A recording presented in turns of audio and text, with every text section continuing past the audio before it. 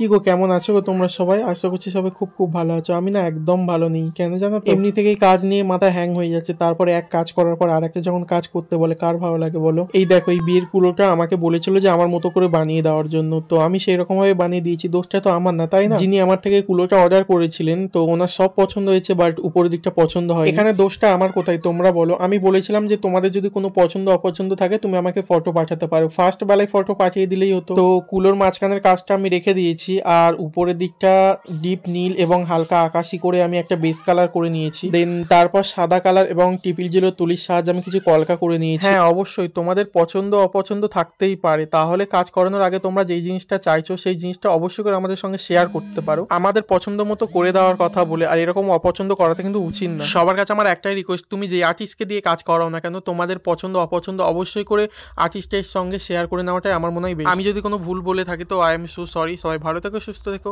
দেখা হবে অন্য কোনো ভিডিওয়।